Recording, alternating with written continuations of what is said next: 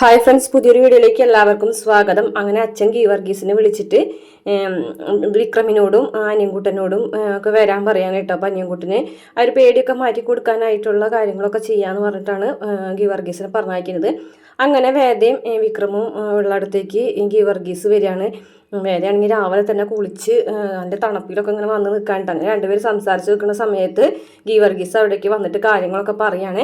അപ്പോൾ വേദയ്ക്ക് തോട്ടത്തിൽ പണിയൊക്കെ ശരിയാക്കിയിട്ടുണ്ട്, അതുപോലെ തന്നെ അനിയൻകുട്ടനെയും കൂട്ടിയിട്ട് പള്ളിയിലേക്ക് വരണം എന്ന് പറയുന്നുണ്ട്. മാത്രമല്ല, നിങ്ങളുടെ ഇവിടേക്കുള്ള വരവിൻ്റെ പിന്നിലുള്ള കുറച്ച് കാര്യങ്ങളൊക്കെ അച്ഛന് മനസ്സിലായിട്ടുണ്ട്, അച്ഛന് അങ്ങനെയുള്ള കുറേ കഴിവുകളൊക്കെ ഉണ്ടെന്നൊക്കെ ഗീവർഗീസ് വിക്രമിനോട് വേദനോട് പറയും.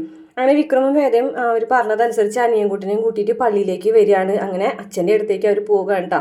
അപ്പോൾ അങ്ങനെ പോണ സമയത്ത് അനിയൻകുട്ടനെ അവിടെ ആക്കിക്കോ എന്ന് പറയാൻ കേട്ടോ. അപ്പോൾ അനിയൻകുട്ടന് എന്താ വേണ്ട കാര്യങ്ങളും ചികിത്സകളും ഒക്കെ അച്ഛൻ കൊടുത്തോളാന്ന് പറയുകയാണേ. അങ്ങനെ അനിയൻകുട്ടനെ അവിടെ ആക്കിയതിന് ശേഷം വിക്രമും വേദയും പോകുകയാണ്.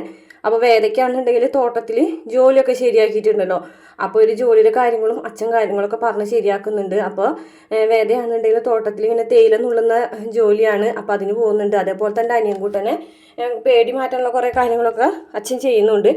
അങ്ങനെ വേദ പോകുകയാണ് കേട്ടോ ഗീവർഗീസിൻ്റെ ഭാര്യയ്ക്കൊപ്പം ജോലി ചെയ്യാനായിട്ട്, തേയില നുള്ളുന്ന ജോലി ചെയ്യാനായിട്ട്. അപ്പോൾ അവിടെ ഒരു പയ്യൻ നിൽക്കുന്നുണ്ട്. അപ്പോൾ ഒരു ചെറുപ്പക്കാരനാണ്.